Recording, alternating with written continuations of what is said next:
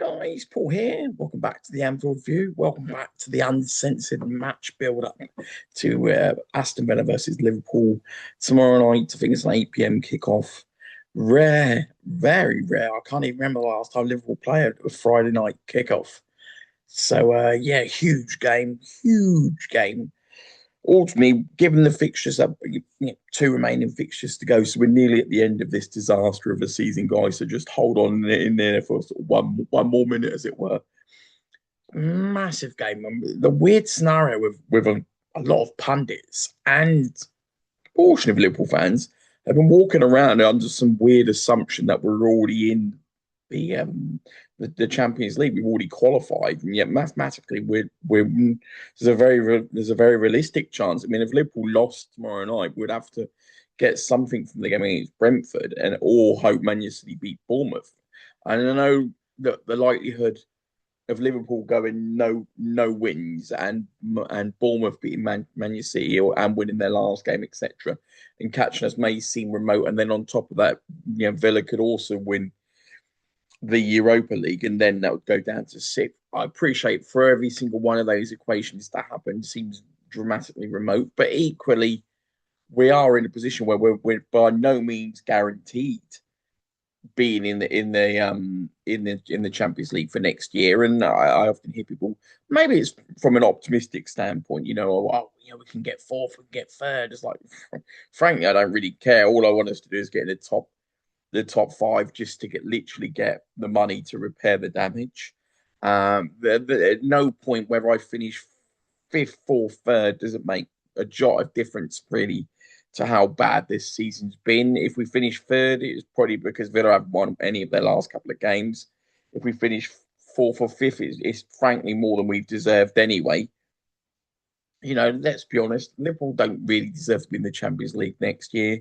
At least with Aston Villa, you can say, based on their budgets and where they're at, Aston Villa have completely overachieved. They're a phenomenal year. They're in the European final. There's a very, very, very good chance they're going to be in the Champions League for next year, and so they've completely overachieved based on where they're currently at. And in terms of Liverpool, we've just gone the complete two ends of the spectrum. So you've got one team that's had a fantastic season. You've got one team that's had an awful season. So it'll be an interesting game because obviously you've got the backdrop of Villa having to play in the European final, and then I think they've got Man City away. I think it is, maybe wrong. I think it's Man City away. It's their last game. So look, just to take their mind off things, and like Villa will want to get at least a point. They're never going to want to lose at home regardless. The question is, what sort of team do they put out knowing that final's coming up next week? But then there's a very realistic chance they do get beaten by City on the final game as well. And so what happens if they did lose to us, then lost to City? City's far more likely, given the form of us and City and the fact that we're at home against us. They could well lose to City. If they lose to us, they're going to end up exactly where they're at. They could be caught by Bournemouth. I know it's highly unlikely, all these situations, but it's definitely possible. I think, look, from a Liverpool perspective, we're in a world where, look, first and foremost, it'd be nice if we can actually do something ourselves instead of relying on everybody else to constantly drop points. We did have a run of 3 games where, whilst we didn't play that great, when we beat, was it Fulham, Palace, and Everton? Look, the only reason we're in a position where we're in now is because we finally managed to put some, I wouldn't say form, but some element of fight up to actually get some points. It wasn't a great run, but it wasn't awful either. Bit lucky. Games could have gone either way, but the finger of fate sort of fell on our side in those games. Really looking ahead to tomorrow, we're playing Aston Villa away. It's a brutally tough game historically for us. We always find playing at Villa Park tough. We've had some real thumpings there over the years. And even when we do well, it tends to be a struggle, playing there. There's just historically grounds that Liverpool play away at, but they're just not that great. Whilst occasionally you do get the results, we very rarely win that convincingly. Even in our title winning season, sorry, not the one with Slot, the one with, was it Mane and then Robertson's goal back post? Was it? I think it was Mane his goal was the header. And wasn't it Robertson back post to win 2-1 late into that game when we literally, what was it, 1-0 down, scored two goals very late into that game to turn that one around. So, look, it's going to be a hard game. How hard this game is, much will depend on really a lot. Well, it depends whether Liverpool can actually turn up for once. But equally, it also depends what Villa turns up, bearing in mind the backdrop of Europe. If they didn't have that Europe, I would say it'd be a brutally tough game. If they now that they do have that European final, you would imagine they're going to go as close to full strength as possible, just so they can guarantee the Champions League. It'll be interesting to see on that front. But we have some teenagers for you guys. Looks like Wirtz is back for this game. Historically, when people come back from illness or injury, it's very rare that Liverpool put them straight into the team. They just don't, whether it's Klopp or Slot. And so, not necessarily a given that Wirtz starts the game. May do, but look, we've only got two games left, and this is the one. Look, we've got Brentford at home, and you'd hope we put performances in that, but nothing's guaranteed with us this season. One thing we do know is that when we expect us to win, we usually don't, and then we don't. When we don't expect us to win, we usually put in the best performance. I know it's literally been almost predictable. And so tomorrow night, I'm not necessarily expecting a great performance from us because, frankly, we haven't put that many great performances together to have any expectations of anything. The only thing we know truly about Liverpool this season is that every result's on the table. Nothing can give you confidence because we've shown nothing this season to give us confidence. We just go into the game with a little bit more positivity, knowing that Wirtz is back, whether he's on the pitch or on the bench. Salah's back. I would imagine Salah will start. I'm pretty convinced Salah will start tomorrow night. I'm not sure if Isak starts or not. Although he obviously had some minutes last week. So we've got Isak back. He had some minutes last week. We've got Salah will be back tomorrow. I would imagine Salah will start. Whether that starts, I'm not sure on that front. But look, you can't argue it does make a massive difference, even though all of those players haven't played well this year. Look, it's better to have them on the bench or on the pitch than not have them available at all. I mean, it's a lot of world class talent, even though they've all been pretty woeful by their own standards this year. What are my thoughts really for tomorrow night? Look, you would hope Liverpool turn up in this game, but we were awful in the first half against Man United, and sure, we showed some fight in the second half, mainly because they gave it to us. We didn't necessarily produce ridiculous quality. What can you expect from Liverpool? Oh, I mean, look, as a fan, we all hope for once, just for once, we can actually start a game relatively well. I mean, I know people go, "Oh, we play well started well against Chelsea." Well, we scored a goal early against Chelsea, then seemed to sit back in the whole slot model of possession and just control, even though the whole control element that Slot tries to sort of impart on the team ends up we essentially all we do is just give the momentum and emphasis to the opposition to beat us. I mean, this ruse of we play with control. We have at no point in any game ever this season that we really ever looked in complete control. Sure, we played some games we played well. I would hardly say we just don't possess players that have um, the temperament, the mindset, and the skill set to control games. Gravenberch isn't Modric or Alonso in midfield. It's not who he is. None of these players are Xavi or Iniesta or De Bruyne or Silva. None of these players are a Rodri. I'm just look at the players that you've got in the midfield. We're asking them to play a controlled based game. With these players, it doesn't suit the skill sets of the players that we've got. We don't have silky midfielders that have got such technical ability and such quickness of thought that they can see a pass and get rid of it before somebody closes them down. That's not McAllister. McAllister, is a good player, not this season because the wheels have fallen off the car, but in terms of he goes forward and scores goals and occasionally creates a little bit, but he can't defend and he's not a great passer. And so it's like, look at we're trying to ask the midfield to play in a way which they just doesn't suit who they are. And the hybrid version sort of half worked last year. We had a different version of McAllister last year, a lot fitter, at least until February. And so, look, as a as a Liverpool fan, knowing the importance of this game, you would hope we get a better performance or a better tune out of them than the game against Man United. But look, frankly, the game against Man United, we were pretty abject in the first half. Let's be honest. Sure, showed a bit of fight, but we really were given the goals really in the second half by them. And in terms of the Chelsea game, sure, great shot by Gravenberch. Probably should have been saved, but it's still a great shot. And should, frankly, have gone in maybe even behind going into the break. I mean, I would say that we just handed the whole momentum of that first half back over to them and just eased off. I understand the methodology of why when we go 1-0 up, we never seem to want to go forward and to really take control of the entire game. But more often than not, we either fall early, behind early in games because we're too slow, we're too ponderous. Or when we do go up, we seem to just sort of ease off. Yeah, it's a crazy. That for me isn't about you're missing this player or that player. It's a mindset and it's a tactical decision. It's a fitness decision. It's nothing. And this is why my issue with Sly. And I won't go on that up too much down that road today, but that's my issue with Sly. Is like for all the factors that people want to give him sort of patience and time, and the mindset, the tactical side, and the fitness are all on him. And that hasn't. There is no mitigation for the tactics. There is no mitigation for the style. There is no mitigation for the fitness because he could rotate and he chooses not to a lot of the time. And sure, he's had injuries, but this has not been the most plagued injury season ever. Yeah, in recent weeks we've missed some players, but bar that, most of the time the only person that we missed was Isak.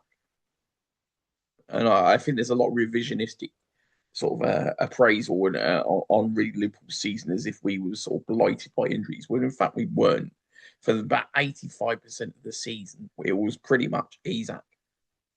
It was Isak and Bradley, wasn't it? Let's be honest. Gomez has been, for Gomez in fairness to him, he's actually been available more than I thought he would be, ironically. And we just never trust him his fitness enough to be able to play him. And when we do play him, he plays one game. I didn't say he breaks down, but like we never we're so nervous about playing him. Even when he is available, we don't play him. My prediction for tomorrow.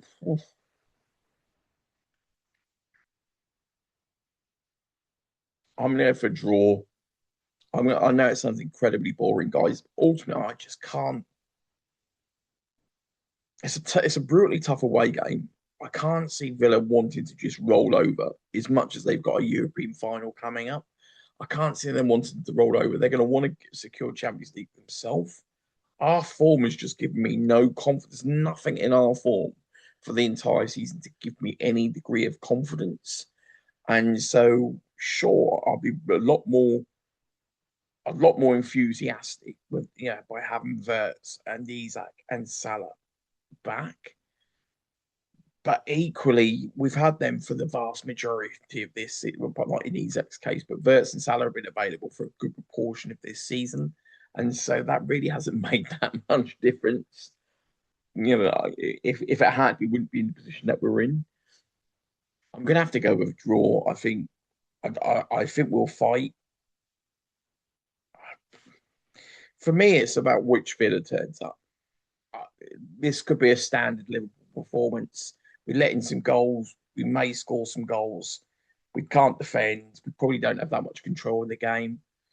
We may put up, because of the importance of the game, will put a shift in and we'll fight hard. And we'll probably have some tactical problems. But equally, like I say, all results could be on the table. We could get absolutely wiped out by Villa tomorrow night because the pressure of the occasion, play a very tough away game that even when we're amazing, we struggle in. And so who knows? I mean, I thought we would be obliterated by Everton, and we weren't. Got a bit lucky in that game, but we sort of somehow come out of a win and played, could have gone either way. But we played all right. Man United, we played awful and then somehow got given some gifts in the second half. But I wouldn't say we played well. We certainly didn't play well, but we've showed fight. So the games that I expected us to lose, we've either in Man United's case we did, in Everton's case we didn't, in Chelsea's case didn't really know what to expect. So that result probably wasn't that much of a surprise. And in PSG was entirely predictable what would happen in those games, as I predicted. So it's just a very hard game to call because of not knowing really where Villa are at for this game more than Liverpool. Liverpool can be one of anything. The only thing I know, the one thing that doesn't exist is an amazing Liverpool. Even on our best day this year, we're not amazing. So take that one out of the equation. There isn't an amazing performance in this current makeup of Liverpool. There just isn't. So you can take that one straight out because we haven't had one. And whilst people wax lyric about Real Madrid, they were injury plagued in that game and they were dreadful. And yeah, we played okay, but we weren't phenomenal. They were awful in that game. Inter Milan have been dreadful all season. So yeah, okay. I mean, people go, "Oh, you're picking holes in the performances." I'm not. I mean, it's factual. Inter Milan have been pretty abject in Europe all season. We got Real Madrid at the perfect time, and a bit like PSV played us at the perfect time. On that front. So yeah, it'd be great to hear your thoughts, guys. I'm going to go for a draw. Fingers crossed we come out of a win. It'd be just get this season finished. It'd be great to have Salah and got obviously Isak as well. Let's see if we can somehow come finish this season with a couple of wins. It would be nice in a season that's just been absolutely flat out dreadful to actually finish with some degree of positivity.